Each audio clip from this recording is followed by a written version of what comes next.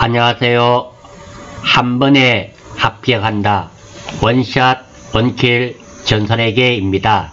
이번 강의는 전산회계 운용사 2급 필기 2020년 2회 3강 재무회계 21번부터 진행할 수 있도록 하겠습니다. 21번입니다. 다음 중 원가 회계의 목적이 아닌 것은? 자, 원가 회계의 목적의 5가지가 있는데요. 첫 번째, 재무제표 작성의 목적과 가격 산정의 목적, 그리고 원가 관리 목적, 예산 관리의 목적, 기본 계획 설정의 목적이 있습니다. 말 그대로입니다. 재무제표 작성의 목적은 재무제표의 작성에 필요한 원가 자료를 제공하고요. 가격 산정의 목표는 가격 계산에 필요한 원가 자료를 제공하며, 원가 관리 목적은 원가 관리에 필요한 원가 자료를 제공하며, 예산 관리의 목적은 예산 편성 및 통제에 필요한 원가 자료의 제공이 되며, 기본 계획 설정의 목적은 경영의 기본 계획 설정에 필요한 원가 정보가 제공됩니다. 이것이 아닌 것을 찾는 거네요. 첫 번째, 원가의 관리와 통제의 목적에 1번 해당이 되죠. 두 번째, 성과의 측정과 평가를 위한 정보도 제공이 됩니다. 세 번째, 기업의 잠재적 투자 가치 평가 및 기업 실체 가치 측정에 필요한 정보 제공. 정답은 3번이 되며, 3번은 투자 가치 평가와 기업 실체 가치 측정에 필요한 정보를 제공하는 것은 원가 회계의 목적이 아니라 재무 회계에 해당되는 말이 됩니다. 그래서 21번의 정답은 3번이 되며, 제품의 원가 계산에 필요한 정보가 제공이 됩니다. 22번, 다음 중 혼합 원가에 대한 설명으로 올바른 것은? 자, 원가가 변동비, 고정비, 준고정비, 준변동비, 준변동비를 혼합 원가라고 합니다. 그리고 제가 그림으로 나타내 두었는데요. 조업도가 증가되는 것을 의미하게 되며 총원가가 증가됩니다. 참고로 조업도란 생산량으로 생각하시면 딱 맞습니다. 먼저 변동비는 생산량이 증가하면 증가할수록 총원가도 증가합니다. 물론 아예 생산하지 않으면 영원히 되겠죠. 이렇게 생산량이 증가하면 증가할수록 총원가도 증가됩니다. 물론 단위당 한 개당 가격은 일정하겠죠. 동일할 수밖에 없습니다. 많이 생산하니까 원가가 많이 드는 것이지 한 개당 가격은 동일합니다. 두 번째, 자, 고정비입니다. 고정비는 많이 생산하든 작게 생산하든 항상 총원가가 일정한 것이 고정비가 되겠죠. 가장 대표적인 것이 어느 정도 될까요? 공장의 임차료 정도가 해당이 될 겁니다. 많이 생산하든 작게 생산하든 임차료는 동일하게 들겠죠. 그리고 준고정비입니다. 준고정비와 준변동비를 혼돈을 하시는 분이 많습니다. 준고정비는 앞에 고정비가 들어가 있잖아요. 고정비의 성격이 강한 것이며, 준변동비는 변동비의 성격이 강한 겁니다. 따라서 조업도가 증가되면 총원가가 증가되는데요. 자, 아예 생산하지 않는다 하더라도 일정 부분 들다가 그리고 일정한 시점에 이렇게 원가가 올라가게 되는 것을 의미하게 됩니다. 이것의 가장 준고정비의 가장 대표적인 것이 기계장치 정도가 될 겁니다.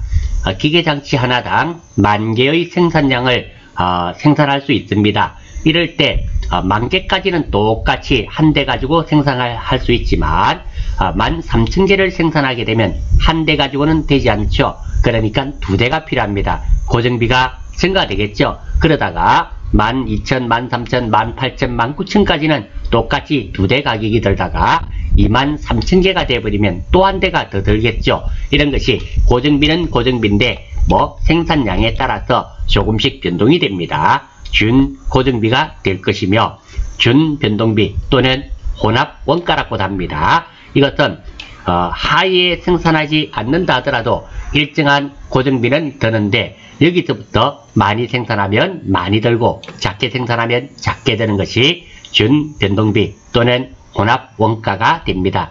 그래서 원가의 종류 이 정도의 그림은 반드시 알고 계셔야 됩니다. 지금 혼합원가니까 이거 준변동비에 대한 설명이죠. 맞는 거네요. 조업도가 0인 상태에서는 원가가 0이나 지금 보시면 아시겠지만 조업도가 0인 상태에서 0인 것은 이 변동비밖에 없습니다. 조업도가 증가하면 총 원가가 증가하는 형태를 보인다.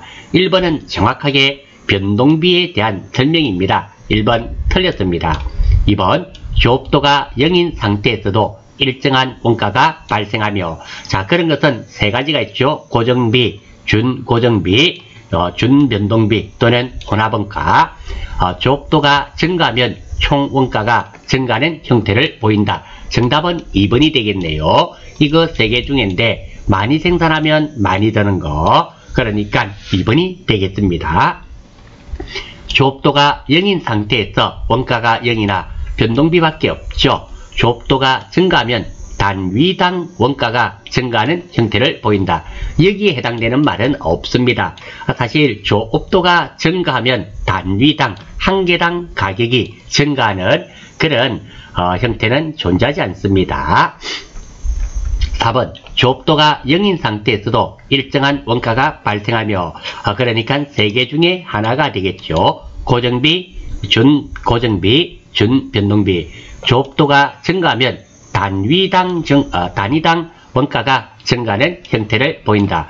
조업도가 증가할 때 한 개당 가격이 증가하는 경우는 제가 언뜻 생각해도 없네요. 그래서 4번도 해당되지 않습니다.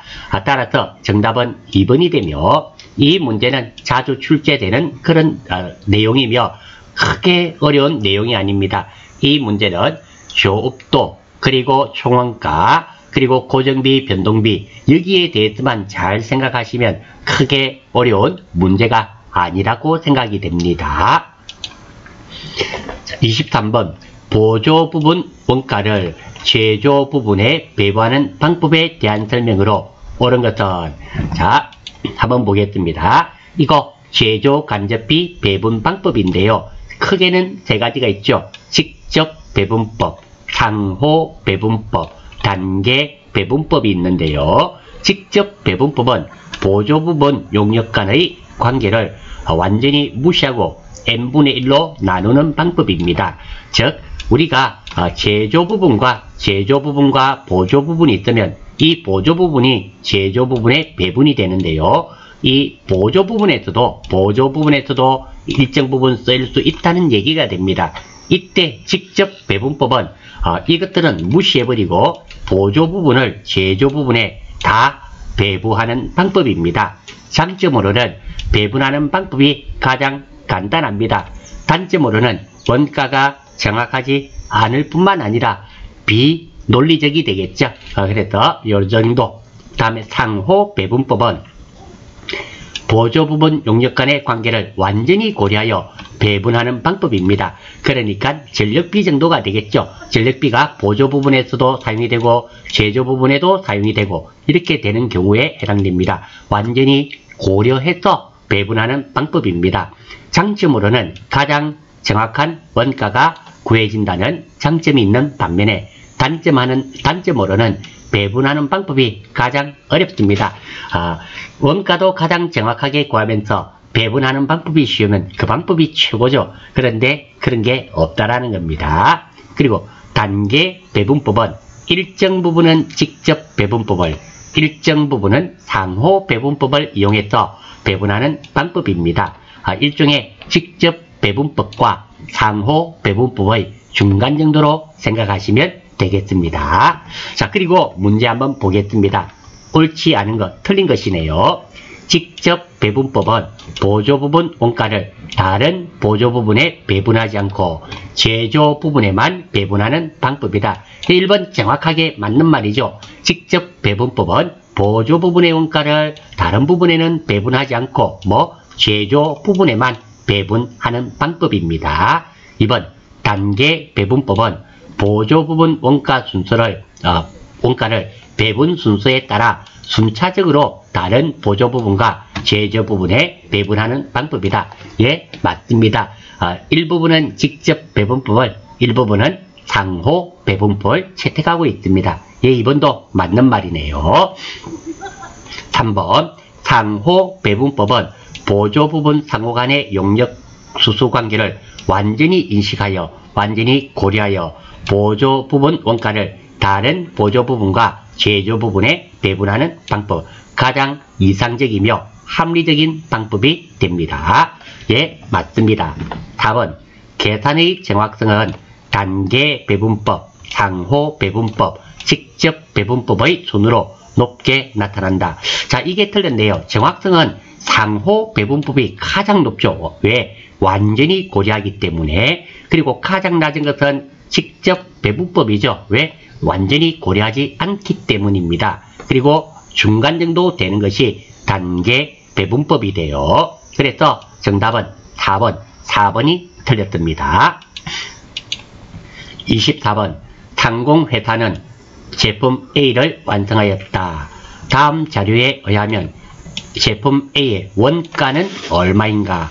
한번 보겠습니다. 직접 재료원가 만원, 직접 노무원가는 2,500원인데요. 시간당 20원이고 총 125시간, 그러니까 노무원가가 2,500원이네요. 제조 간접원가 배부율입니다. 제조 간접원가를 배부하는데 직접 노무시간당 10원입니다. 자, 한번 보겠습니다. 원가 회계에서 반드시 외우고 있어야 하는 공식입니다. 단기 총 제조원가는 직접 재료원가, 직접 노무원가, 제조 간접원가 또는 직접 재료비, 직접 노무비, 제조 간접비 같은 의미가 되겠죠. 그리고 단기 제품 제조원가는 기초 제공품이 핵심입니다. 제공품 재고액 플러스 단기 총제조원가, 단기 총제조원가는 위에 나와 있죠.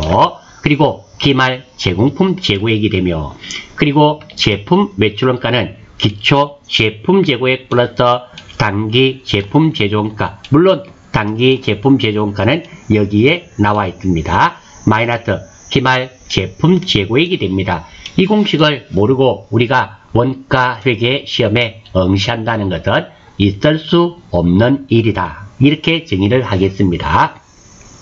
지금은 직접 재료비, 직접 노무비, 제조 간접비가 나왔으니까요. 단기 총 제조원가는 직접 재료원가 플러스 직접 노무원가, 제조 간접비를 알면은 이 문제의 정답은 구할 수가 있고요. 먼저 직접 재료원가는 만원으로 나와 있습니다. 크게 문제가 없고요. 두 번째, 직접 노무원가 2,500원 나와 있습니다. 이것도 문제가 없네요. 그러면 제조 간접원가만 구하면 되는데요. 이 제조 간접원가는 원가 배부율이 직접 노무시간당 10원입니다. 지금 직접 노무시간이 125시간, 그러니까 125시간 곱하기 10원 하면 1250원이 됩니다. 따라서 이 돈 3개, 만원 플러스 2,500원 플러스 1250원 하면 13,750원이 되겠네요. 그래서 정답은 2번이 되겠으며, 24번 문제는 비교적 간단한 문제가 되겠습니다. 우리가 원가 회계는 계산하는 문제들이 많이 출제가 됩니다. 그러면 이렇게 간단한 문제들은 쉽게 맞추실 수 있도록 여러분들이 노력하시고요. 물론 어려운 문제들도 있습니다. 내 능력 밖으로 어려우면 하나 찍는다 이래 생각하시고요.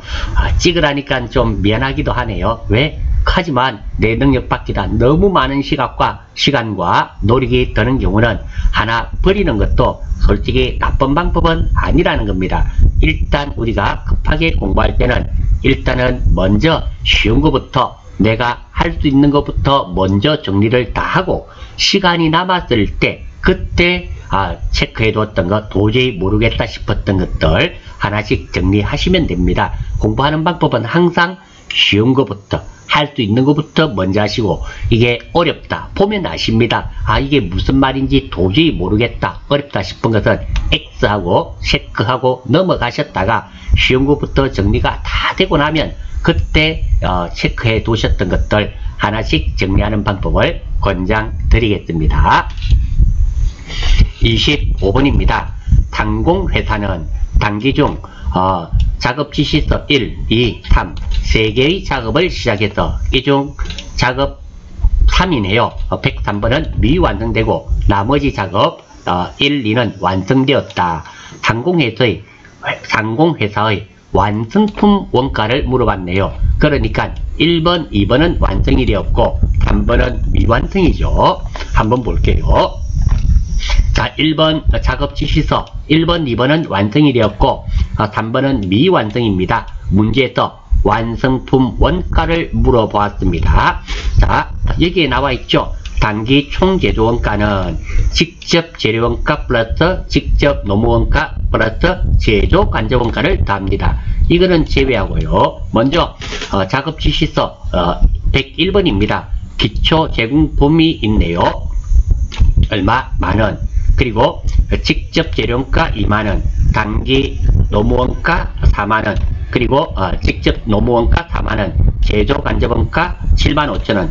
그러면 이것이 얼마가 되나요? 135,000원. 이것은 주어졌네요. 물론 작업 지시서 2도 요거 3개 더해서 143,000원 값이 주어졌습니다. 자, 단기 총 제조원가가 되고요. 두 번째입니다. 자, 1번부터 한번 볼게요. 자, 단기 제품 제조원가는 기초 제공품 재고액 플러스 단기 총 제조원가 마이너스 기말 제공품 재고액입니다.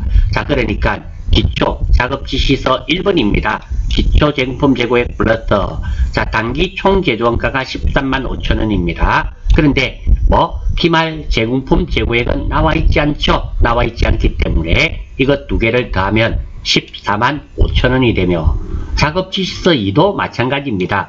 단기 총 제조원가가 143,000원인데요. 기초 제공품이 없죠? 0이고 기말 제공품도 존재하지 않습니다. 0입니다. 그래서 이것 두 개 더하면 143,000원과 145,000원을 더하게 되면 28만 8천원이 되겠네요. 그리고 3번은 완성이 아니니까 완성된 것만 값을 구해야 했습니다. 따라서 이것의 이 문제의 정답은 28만 8천원이 되겠습니다. 그래서 정답은 3번 28만 8천원이 되겠네요. 문제 생긴 모양은 조금 어려워 보이지만 이 문제도 이 공식이죠. 이 공식만 정확하게 알고 계시고 대입만 하실 수 있었더라면 충분히 맞출 수 있는 간단한 문제로 볼 수 있겠습니다. 26번입니다. 대안에서 직접 재료원가를 기준으로 제조 간접원가를 배부할 때 제조 지시서 넘버 107번의 제조 간접원가는 얼마인가 한번 보겠습니다. 이런 것도 크게 이런 표가 나오면 많은 학생들이 부담스러워하고 어려워하는데요. 자, 그렇게 어렵지 않습니다. 한번 보겠습니다. 지금 무엇을 제조 간접원가를 배부할 겁니다. 이 돈을 배부하게 될 건데요. 무엇을 기준으로? 직접 재료원가를 기준으로. 직접 재료원가는 여기에 있습니다. 자, 그러면 배부율을 알아야 되는데요. 자, 직접 재료원가 배부율입니다. 자, 넘버 107번에 사용된 금액은 2만원. 그런데 총 작업의 직접 재료원가는 80만원. 그래서 배부율은 2만원 나누기 80만원을 하게 되면 0.025가 됩니다. 그러면 26만원에 0.025를 하게 되면 금액이 되겠죠. 그래서 제조 간접 원가 배부액은 26만원 곱하기 0.025를 곱해버리면 6,500원이 되는 정답은 4번이 됩니다. 자, 이 문제 해결하는 방법 다시 한번 보겠습니다. 문제에서 직접 재료 원가를 기준으로 제조 간접 원가를 배부한다. 즉 제조 간접 원가 26만원이 배부되는 금액은 얼마인가? 이것을 물어보았습니다. 그 기준이 무엇이다? 직접 재료원가를 기준으로 해라 그랬습니다.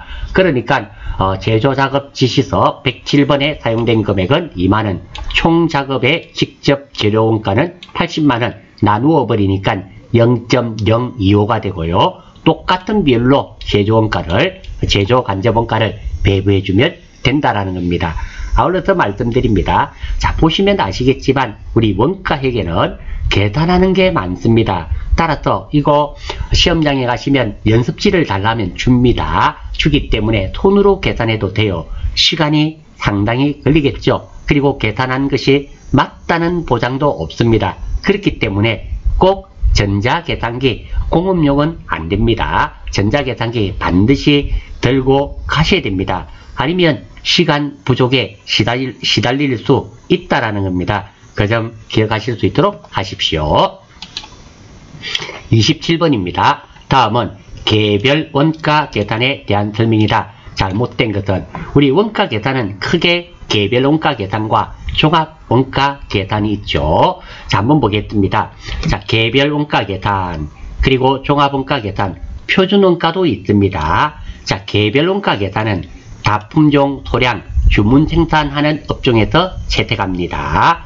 그리고 작업 원가표에 의해서 원가를 집계합니다. 장점으로는 원가 계산이 가장 정확합니다. 왜? 각각 원가를 계산하기 때문입니다. 단점으로는 원가 계산에 많은 노력과 비용이 필요합니다. 업종으로는 건설업, 기계제조업, 항공기 제조업, 조선업, 비교적 단위당 가격이 고가인 제품에 적용이 됩니다. 그런 반면에 종합원가입니다. 어떻게 보면 개별 원가의 상대적 개념이 되겠죠. 소품종 대량 생산하는 업종에서 주로 채택합니다. 공장에서 주로 채택하죠. 그래서 제조 공정별, 종합원가는 공정별, 개별 원가는 작업 원가표가 됩니다. 원가를 집계합니다. 원가 계산이 가장 간편합니다. 원가 계산의 시간과 노력이 적게 들어 경제적입니다. 단점으로는 제품 원가가 상대적으로 부정확합니다. 업종으로는 정유업, 제당업, 제분업, 제지업 등 이렇게 공장에서 주로 대량으로 생산하는 업종에서 채택하고 있습니다. 그런 반면에 표준원가입니다. 원가 절감을 주된 목적으로 하여 사전에 실시되는 원가 계산 방법입니다. 각 원가 요소별로 미리 표준적인 소비액을 설정하여 이를 기초로 해서 산정된 표준원가를 실제의 제조활동에 소요된 실제 원가와 비교하여 차이를 분석함으로써 개선해야 할 점을 발견하는 방법입니다. 자, 이 표준원가가 사용되는 가장 궁극적인 원인이 있겠죠. 자, 개별 원가라든지 종합 원가를 채택하게 되면 가장 큰 단점이 있습니다. 어떤 거냐면 우리가 제품을 생산을 하고 있습니다. 자, 이 제품이 다 완성이 되어야 됩니다. 제품이 내가 100개를 생산했다고 가정을 하겠습니다. 종합원가든 개별원가든 이렇게 100개 생산하는데 50개를 아니면 70개를 이미 생산했습니다. 이거 생산하고 창고에 있겠죠. 이거 판매해야 되지 않습니까? 그런데 원가 계산이 되지 않습니다. 왜? 다 만들어져야지 우리가 얼마가 들었다는 걸 알 수가 있기 때문입니다. 그러면 문제가 있습니다. 제품은 만들어 두었는데 원가 산정이 되지 않으니까 판매할 수가 없습니다. 원가에다가 판매비와 관리비 그리고 이익 등을 더해가지고 판매 가격이 결정되는데 원가가 결정이 안 나니까 판매 가격을 결정할 수가 없습니다. 판매 가격이 결정되지 않으니까 만들어진 제품에 대해서 판매가 불가능한 거죠. 이런 단점이 있습니다. 그런데 이런 단점을 보완하기 위해서 표준원가를 만들어 둡니다. 그래서 우리가 여지까지 만들어 봤더니 제품 한 개당 얼마 정도씩 들더라. 표준적으로 만들어 둡니다. 그래서 그 가격에 의해서 판매를 하고 나중에 다 만들어지고 나면 더하기 빼기를 해서 가격을 조정하게 된다라는 겁니다. 이럴 때 표준원가가 많이 사용됩니다. 자, 이 내용을 알고 있다는 가정하에 개별 원가 계산에 대한 설명이다. 틀린 거네요. 생산 환경이 제품별로 이질적인 경우에 사용된다. 이질적이란 말은 서로 다른 경우, 동질적인 동질적이라는 것은 반대말이죠. 같은 경우를 의미하게 됩니다. 예, 맞습니다. 두 번째, 동일한 제품이라도 제품별 작업 구분을 확실히 할 수 있는 경우에 이용됩니다. 예, 맞습니다. 종합원가 계산과 달리 표준원가 계산을 적용할 수 있다. 자, 우리 개별원가는 뭐 표준원가 계산을 적용할 수 있는 것이 아니라 개별원가는 작업 원가표에 의해서 원가가 집계가 됩니다. 그래서 정답은 3번이 되겠습니다. 4번 제조 작업 원가와 제조 간접 원가를 구분을 전제로 합니다. 사실 제조 직접 원가와 제조 간접 원가의 구분을 전제로 하는데요. 이 개별 원가의 가장 핵심은 이 제조 간접 원가죠. 제조 직접비는 직접적으로 추적할 수 있기 때문에 얼마인가 정확하게 찾아낼 수 있습니다. 하지만 제조 간접비는 어디에 얼만큼 사용됐는지 명확하지 않습니다. 그래서 이 제조 간접비를 배분하는 것이 원가 회계의 가장 핵심이라 할 수 있습니다. 예, 아무튼 맞는 말입니다. 따라서 27번의 정답은 3번이 되겠습니다.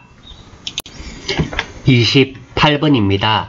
주 경기화학은 100kg의 원료에 만원을 투입하여 1차 가공 후 각기 다른 세 공정에서 2차 가공하여 각각 A, B, C 세 제품을 생산하고 있다.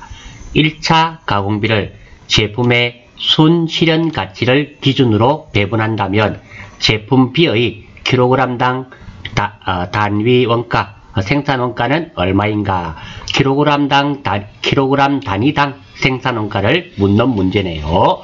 자, 이 문제를 풀이하기 위해서는 결합 원가에 대해서 우리가 먼저 알아보아야 되겠습니다. 결합 원가의 가장 대표적인 게 원유가 됩니다. 원유 재료비와 정제 가공비를 더한 것을 결합 원가라 합니다. 원유를 정제해서 가공을 하게 되면 여러 가지로 분리가 되죠. 휘발유도 만들어지고 경유도 만들어지고 등유도 만들어지고 부산물로서 아스팔트도 나오게 됩니다. 자, 이때 결합원가 하나의 공정을 통해서 여러 가지 제품을 만들어낼 수 있는 것을 결합원가랍니다.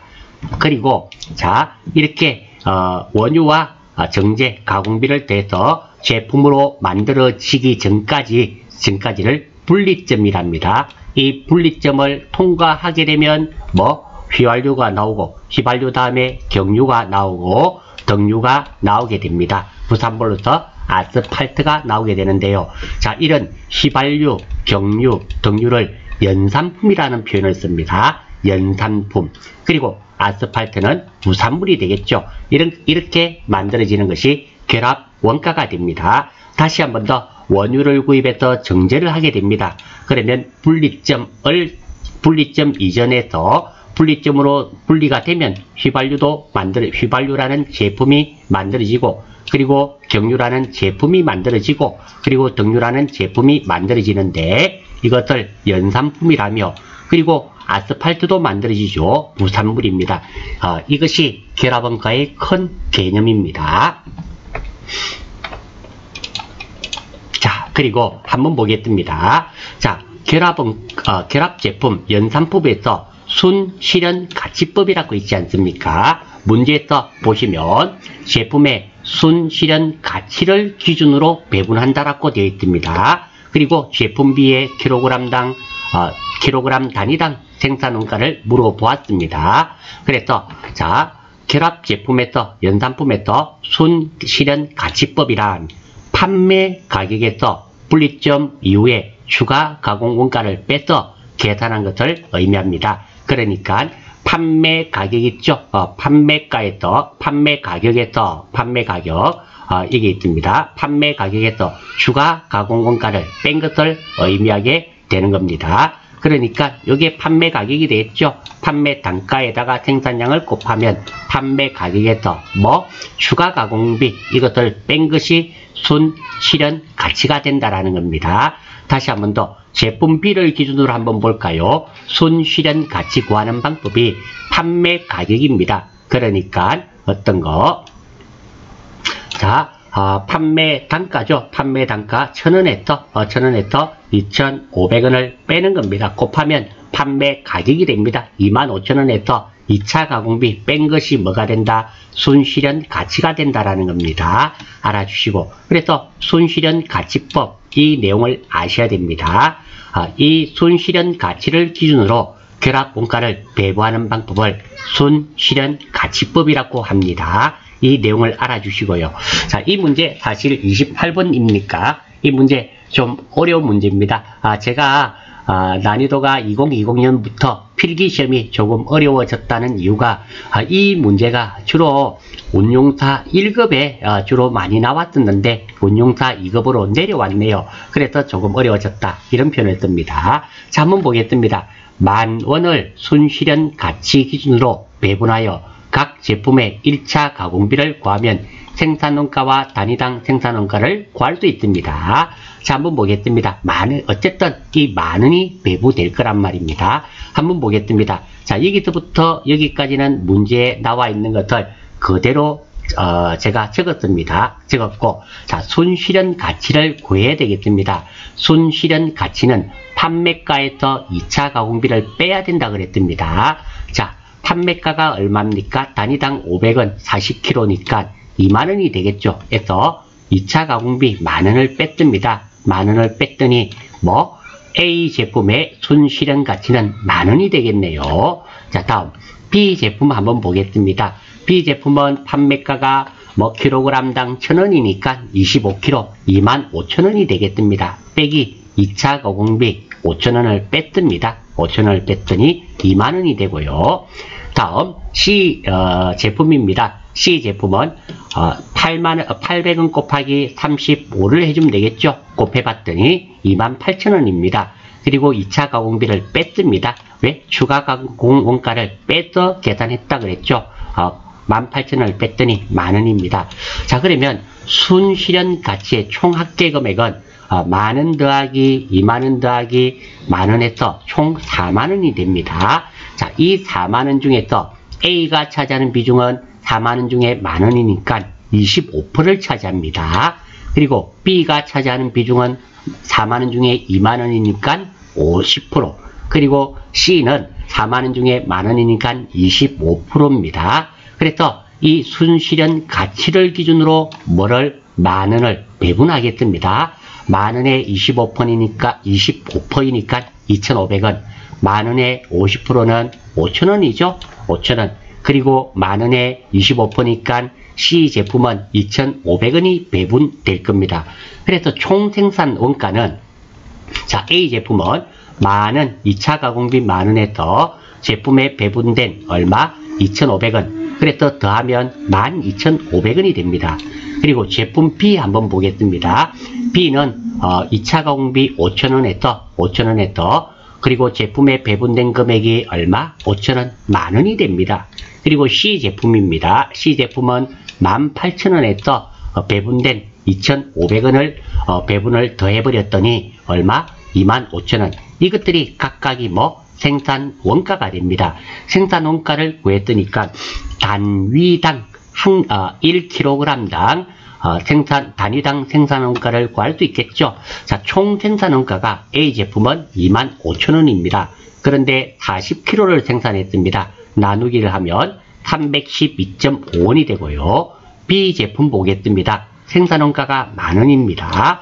25개를 25를 생산했습니다. 그러면 킬로그램당 얼마? 400원이 될 것이며, 그리고 C 제품은 25,000원입니다.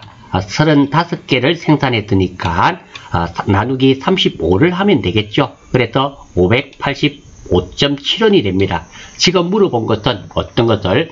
B 제품의 단위당 생산 원가가 얼마인가를 물어봤습니다. 그래서 400원이 됩니다. 정답은 400원이 되겠네요. 4번입니다. 자, 이 문제 조금 어려워 보이지만, 자, 핵심적인 내용은 첫 번째가 결합원가에 대한 개념을 아시면서 순실현 가치법을 아시면 됩니다. 순실현 가치법은 판매가에서 2차 가공비를 뺀 겁니다. 추가 가공원가를 뺀 것이 순실현 가치가 됩니다. 그래서 순실현 가치 금액을 구하고 이거에 따른 비중을 구합니다. 구한 다음에 만원을 배분을 하면 됩니다. 배분했더니 이렇게가 되었고요.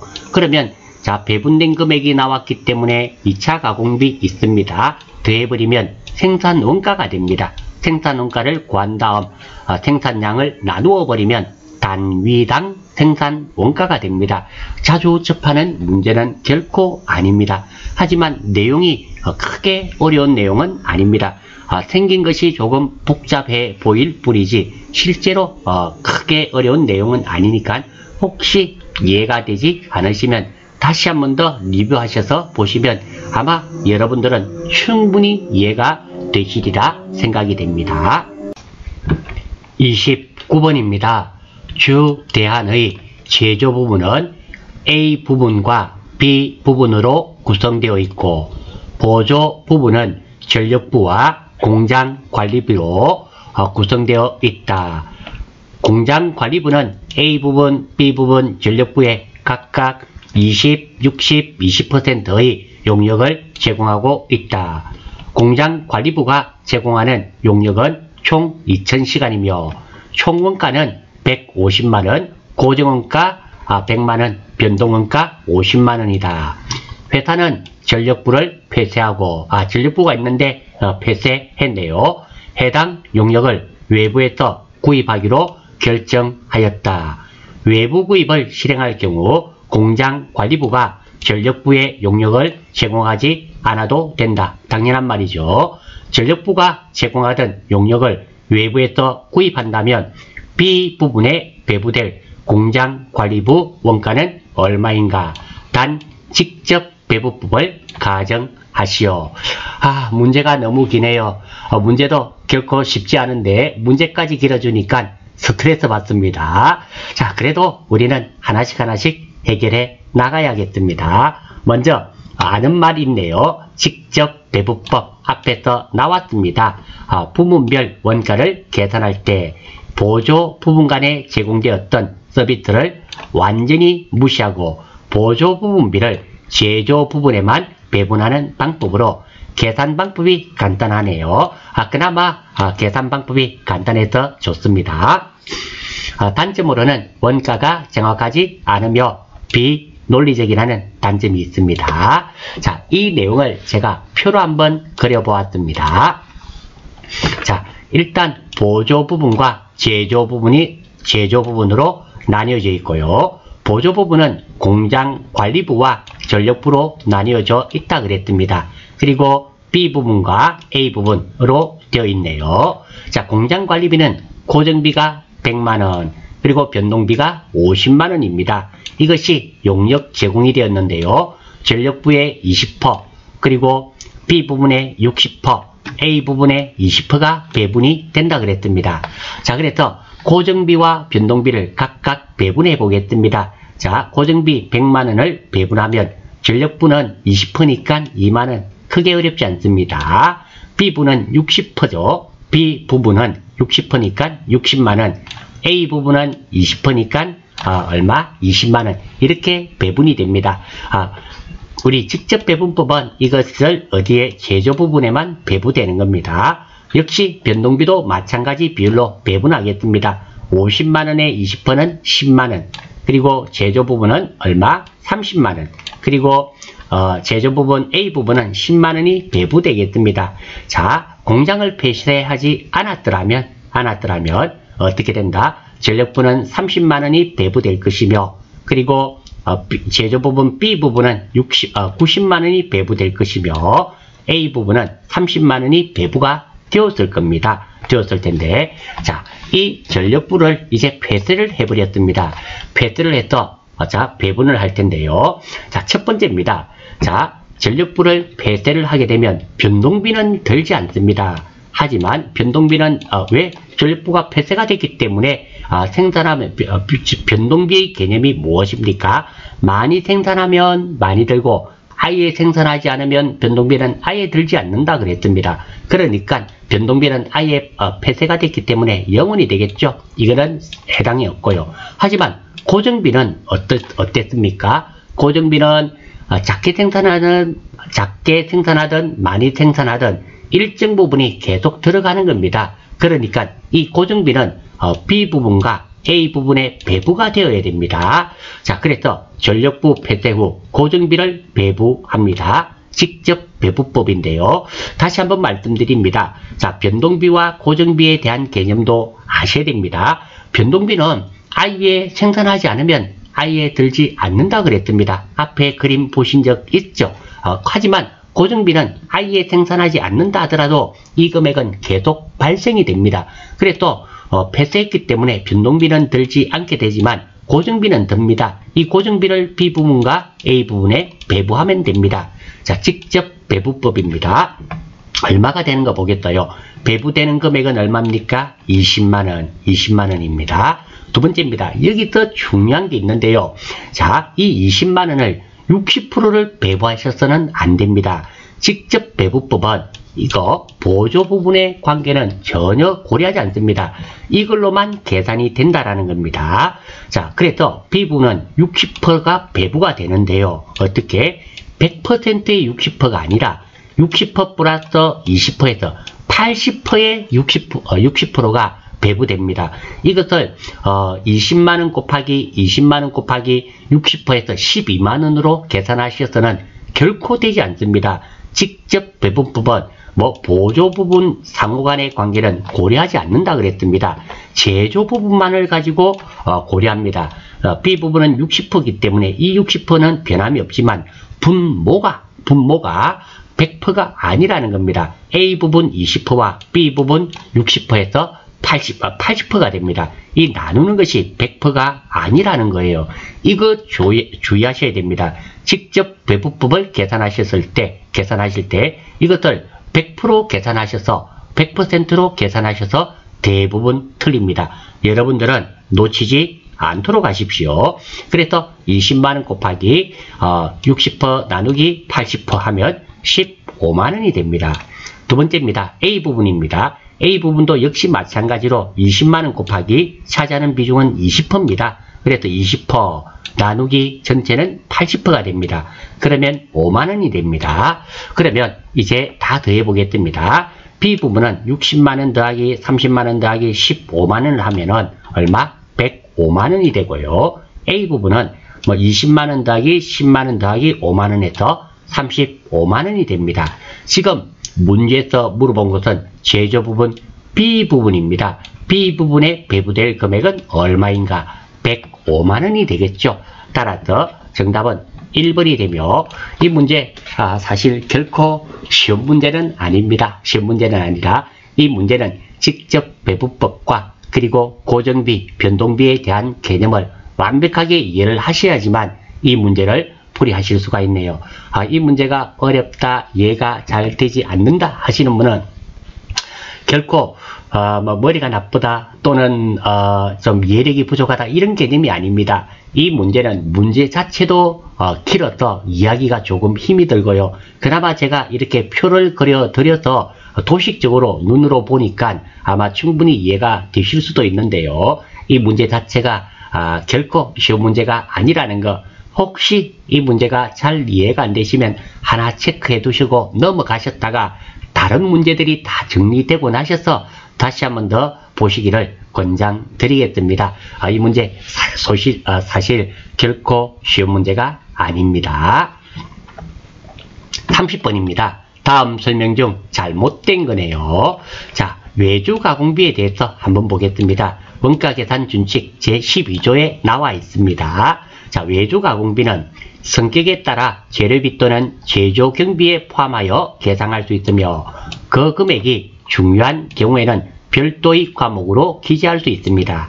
그리고 가공비는 직접 노무비와 제조 간접비의 합계액을 의미하고, 그렇죠. 가공이란 말이 본데 직접 노무비, 가공, 갈고 닦고 조고 하려면 사람이 있어야 되지 않습니까? 직접 노무비와 그 다음에 전기 같은 거 들죠. 그러니까 제조 간접비의 합격을 의미하고 가공을 외부 업체에 직접 재료를 주고 가공을 위탁하는 경우를 의미하게 됩니다. 외주 가공비는 특정 제품과 관련되면 그 제품의 추적이 가능하기 때문에 직접 제조 경비가 될 수 있습니다. 우리가 제조 경비도 직접 제조 경비와 간접 제조 경비로 나눌 수가 있는데요. 그 제품의 외주 가공비는 그 제품의 직접 추적이 가능하기 때문에 직접 제조 경비가 될 수가 있습니다. 자, 틀린 거 찾는 거네요. 한번 보겠습니다.